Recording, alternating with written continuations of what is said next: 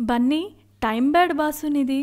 కాలు మీద కాలు వేసుకోవడం అనేది ఇంగ్లీష్ వాళ్ళు మనకు అలవాటు చేసిన ఒక పాష్ కల్చర్. అక్కడి నుండి దాన్ని మనం రాజసం ఉట్టిపడ్డం కోసం చూపించే ఒక గెస్ట్ ఛార్జ్లా ఫీల్ అయిపోతూ ఉంటాం. ఇప్పుడు అలాంటి ఫోజే స్టైలిష్ స్టార్ కూడా ఇచ్చాడు. అది ఇవ్వడం తథ్యం సోషల్ మీడియాలో రచ్చ మొదలైపోయింది. జనాలు ట్రోలింగ్తో చుక్కల్ని చూపించేశారు. తమిళనాడుకు చెందిన తమిళ తలైవాస్ కబడ్డీ జట్టును రామ్ చరణ్ మరియు అల్లు అర్జున్ కొనుక్కున్నారు. ప్రో కబడ్డీ లీగ్లో ఆడనున్న ఈ టీంకు కమల్ హాసన్ను బ్రాండ్ అంబాసిడర్గా తీసుకున్నారు.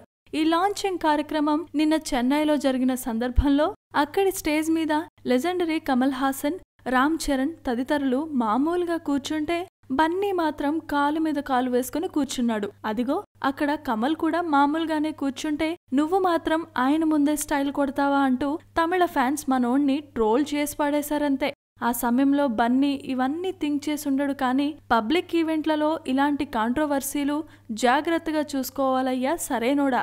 ఇకపోతే ఈ మధ్యకాలంలో బన్నీ ఏం చేసినా కూడా అదేదో రాక్ స్టార్ సినిమాలో రణబీర్ కపూర్ తరహాలో అంతా నెగిటివ్ అన్నట్లే నడుస్తోంది. డీజే సందర్భంగా చేసిన కామెంట్స్, ఆ సినిమా కలెక్షన్స్, ఆ తర్వాత అనేక కామెంట్స్ అన్నీ కూడా నెగిటివ్గానే నడుస్తున్నాయి.